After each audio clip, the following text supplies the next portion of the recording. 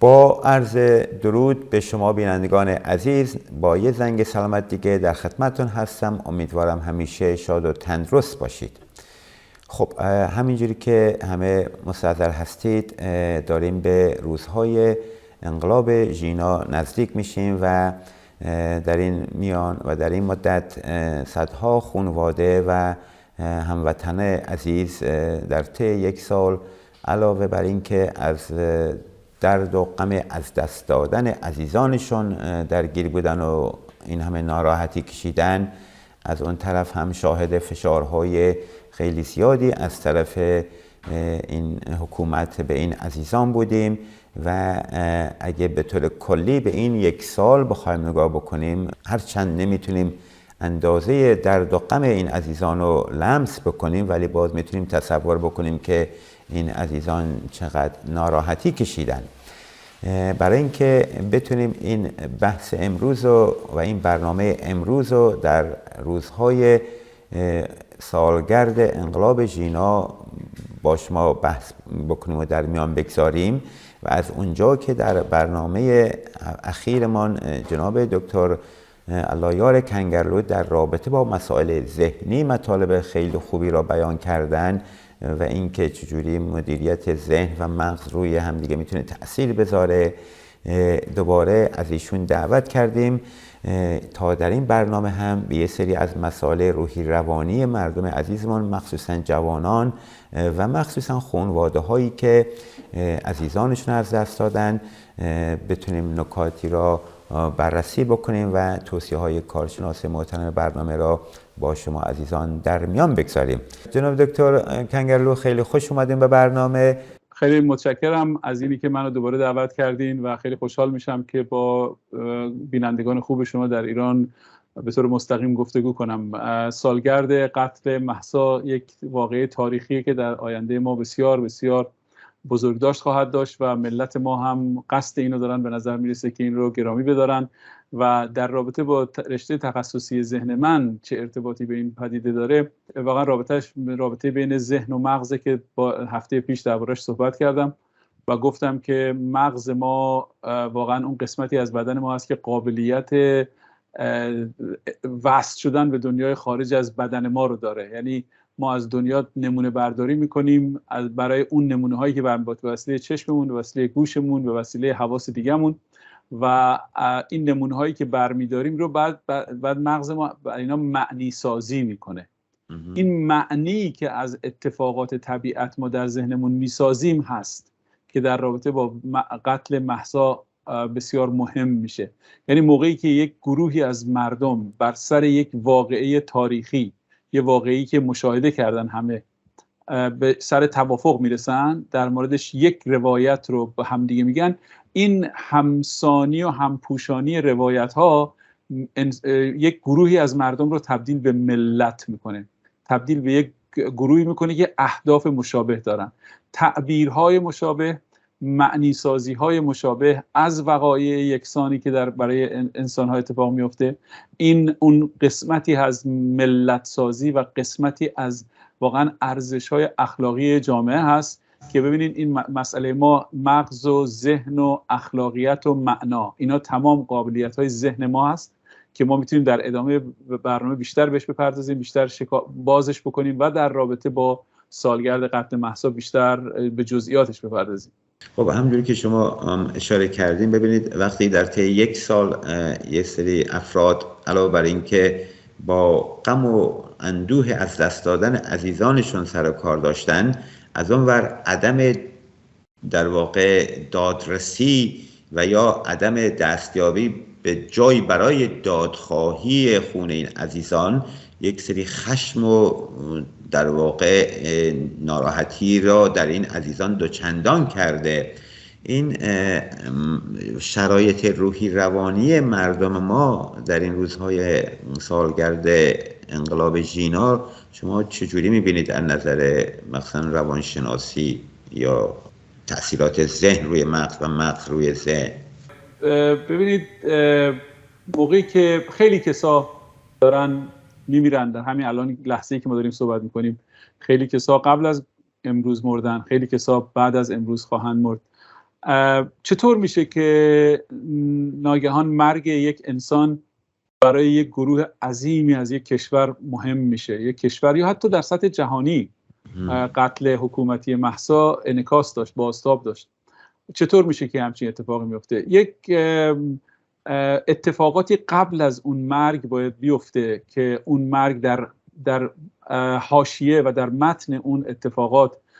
رویدادها معنی پیدا میکنه. ما در کشورمون حکومتی داریم که این حکومت بر همگان پوشیده نیست، که بر همگان آشکاره که این حکومت یک حکومت ضد مردمی، ضد ملی و ضد تاریخی، ضد تمام حرص و ارث کشور که ما هست. خب این یک قسمت از اون روایته، یک قسمت از اون داستان اینه که ماهیت حکومت برای مردم. یک قسمت دیگه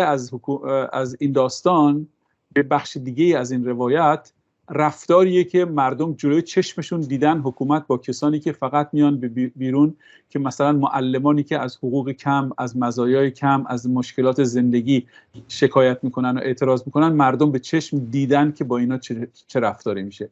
دیدن که با دانشجویان چه رفتاری میشه، دیدن که ایدئولوژی حکومتی به چه شکلی توی حلقوم مردم فرو میشه. اینا جزئیات و قسمت‌های مختلف یک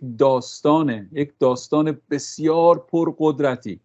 همون داستانی که آخوندا به وسیله گفتن داستان صحرای کربلا در 1400 سال پیش گفتن و میلیون ها بار در ظرف 1400 سال پیش گفتن و تبدیلش کردن به وجدان یک ملت، و در نهایت همون با استفاده از سوار شدن بر همون عرابه این داستان تاریخی یک حکومت مدرن رو در کشور ما سرنگون کردن. حالا رفتار خود اونها، مشاهده ملت از رفتار اونها، داره داستان سازی و روایتی درست میکنه بسیار پرقدرت‌تر از داستان صحرای کربلا. منتها این بار دیگه حکومت در مصدر ساختن قهرمانان این داستان نیست. قهرمانان این داستان به وسیله جنایت‌های حکومت یکی یکی تعیین میشن. نیکا شاکرمی میشه، مهسا امینی میشه و تمام کسانی که از روز پس از 22 بهمن که جمهوری اسلامی واقعا قتل و غارت رو در ایران شروع کرد،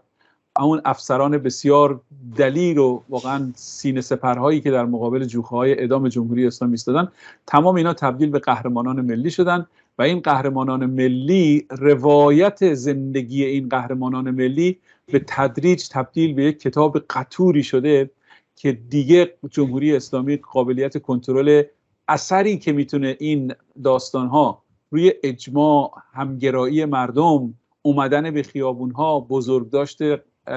روز قتل مهسا رو داشته باشه، دیگه حکومت قابلیت جلوگیری از این رو نداره. مردم ما عزمشون رو جزم کردن که این داستان جنایت بر علیه ملت ایران رو یه پایانی برش بذارن و با استفاده از ذهنیتی که دارن، با استفاده از نقشی که این قهرمانانی مثل مهسا در ذهن ملت ما دارن، ملت ما این داستان رو برای خودش کاملا قانع شده از این داستان که ضحاک کیه، فریدون کیه، کاوه کیه در این داستان. و این به نظر من یک اتفاق بزرگی داره در تاریخ ما برای اولین بار میفته. برای اولین بار هگل، یک فیلسوف بسیار بزرگ قرن 20 بود، که میگه که ملت‌ها وارد به مدرنیته میشن به وسیله گذشتن از گفتمان مذهبی و ورود به گفتمان روزمرگی. یعنی ورود به گفتمان یعنی یه داستانی که در ذهن همه یه ملت هست.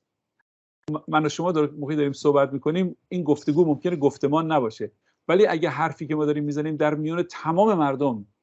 پذیرش پیدا بکنه و تبدیل بشه به گفتگوی بین اونها، اون یک گفتمانه. این گفتمان روزمرگی یعنی گفتمان مشکلات مردم. موقعی که جامعه‌ای به مشکلات مردم مشکلاتشون به سر میز مذاکره و بده و بستون به حکومت میارن و حکومت رو مجبور میکنن به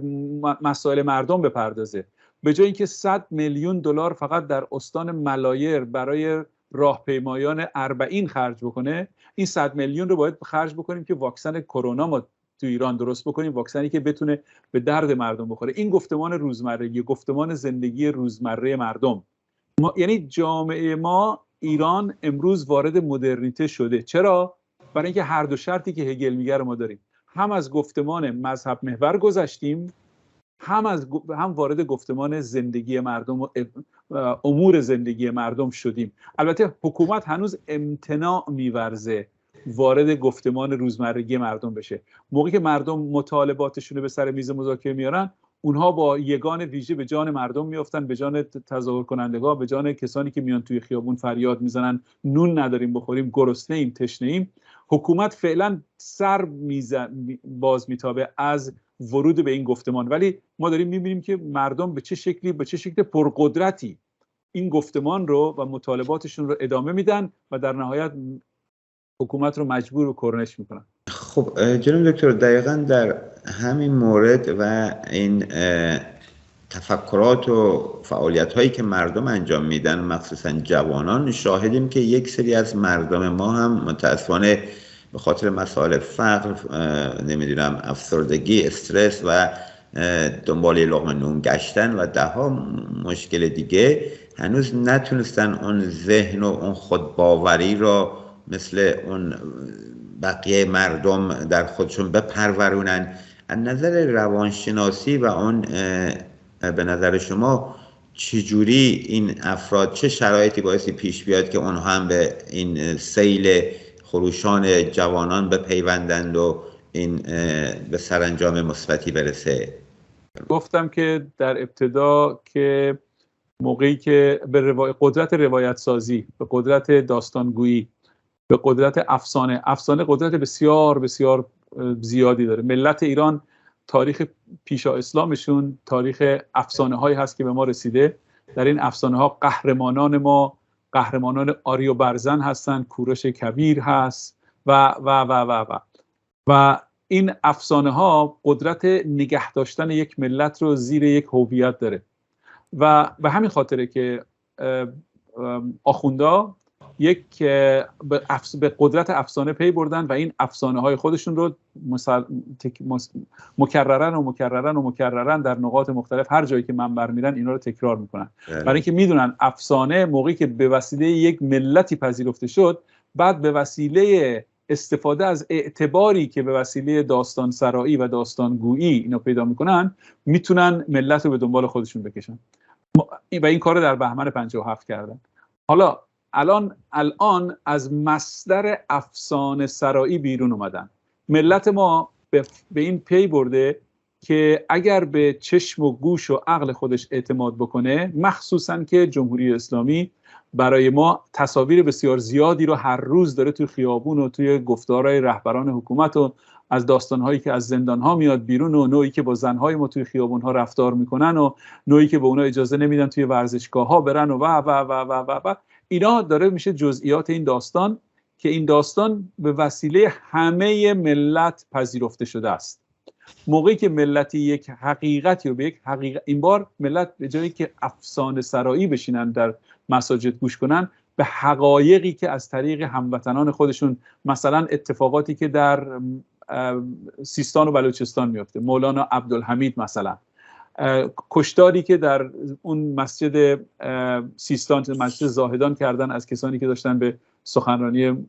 عبدالحمید گوش میکردن، این داستان ها، اتفاقاتی که توی بلوچستان افتاد، اتفاقاتی که توی کردستان میفته، اینا در دنیایی که دنیای ارتباطات و به سرعت اخبار با تصویر و ویدیو پخش میشه و اعتبار پیدا میکنه، این اعتبار سازی و این سرعت انتقال اطلاعات قابلیت روایت سازی و داستان ملی ساختن رو، داستانی که ملت ما دارن یک مدلی از زندگی میخوان، حکومت یک مدل دیگری رو به اونها تحمیل کرده، برخورد بین این دوتا مدل در نهایت جنگ رو بین ملت و دولت مغلوبه میکنه و هرچه که مردم بیشتر به این داستانها،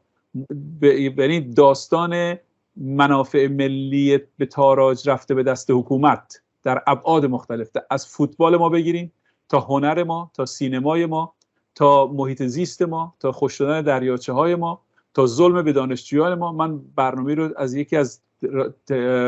تلویزیون ها میدیدم که با دانشجویان نخبه، دانشجویانی که رتبه های اول کنکور رو به دست آوردن، با اونا مصاحبه میکردن، میگفتن آرزوتون چیه؟ میگفتن میخوام از ایران بریم.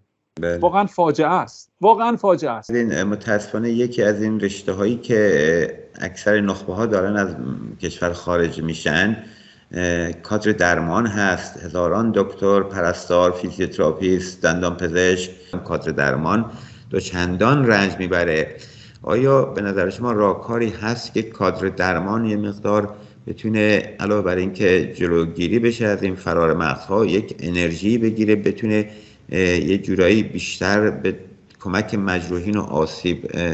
دیده ها برسه در این شرایط حساس؟ بله، حرفه پزشکی و کار درمانی یک حرفه مقدسه. یعنی حرفه هست که با درد انسان ها، هم درد بدنی فیزیکی و هم درد روانی همراهه و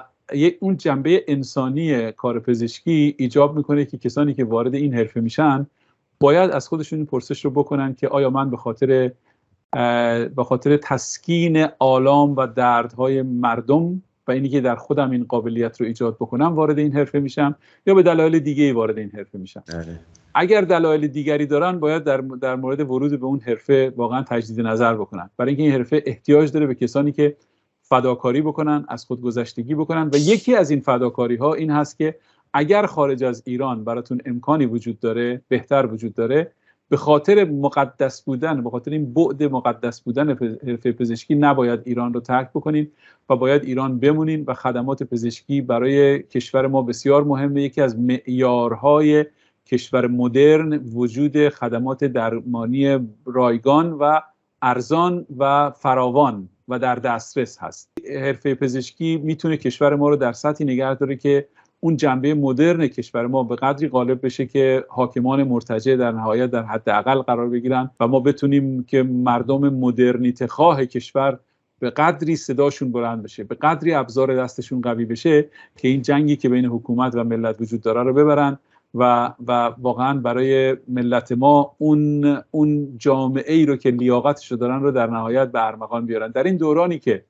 داره اعتصابات سالگرد مهسا داره شروع میشه، واقعا کادر درمانی یک مسئولیت مضاعف داره که کسانی که توی خیابونها، کسانی که توی تظاهرات، مخصوصا جوانها که مورد اصابت گلوله قرار میگیرن، مورد ضرب و شتم نیروهای گزمه‌های حکومتی قرار میگیرن، به حد اکثر قابلیت‌های انسانیشون باید به اینا درمان برسونن. ما داستان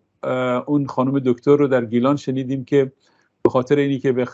به مجروحان خدمات درمانی میداد حکومت کشتش، یا اون دانشجوی رشته پزشکی در همدان رو که حکومت کشتش. اینا رو شنیدیم و میدونیم که این واقعا سخت این کار رو که انجام دادن. منتها آزادی یک ملتی به ایجاد مسئولیت و به انجام مسئولیت‌هایی که ما نسبت در قبال با مردم داریم بستگی داره و مسئولیت کادر درمانی در زمانهایی که جنگ خیابانی بین حکومت و ملت مغلوبه میشه دو چندان میشه و این عزیزان واقعا میتونن به خودشون و به نتایج کارشون در آینده ایران آزاد افتخار کنن. علاوه بر مجروح شدن و کشته شدن دو نفر از این عزیزان، شاهد بودیم که خیلی از اینها در جاهای مخفی در خونه ها مجبور به معالجه بیماران می شدند و از اون طرف حکومتی ها در بیمارستان ها این کادر درمان رو تحت فشار قرار می دادن تا اسم مجروحین و مصدومین رو بگیرن. واقعا کادر درمان شرایط خیلی سختی رو گذراند، ولی خوشبختانه با همت و شجاعت وایستادن پای این کار و کم نیاوردن. و از همه مهمتر جناب دکتر، کادر درمان علاوه بر اینکه فعالیت درمانی خیلی خوبی به مردم ارائه دادن، حتی گروه‌های زیادی در خارج از کشور از همکاران کادر درمان تشکیل شدن که کمک‌های مالی، کمک‌های روانکاوی، روانشناسی و خدمات مختلف دیگر رو ارائه میدن، مثل گروه بنیاد کیان، گروه یونایتد هلث پروفشنال و ده ها گروه دیگه که خود شما هم میشناسین در آمریکا و سایر جاهای دنیا از کمک‌های مالی گرفته تا درمانی و روانکاوی و غیره ارائه میدن. امیدوارم که در این روزهای مهم هم دوباره این همکاران در هر جای از جهان که قرار دارن کمک‌هاشون رو قطع نکنن و مخصوصا کمک‌های درمانی از راه دور رو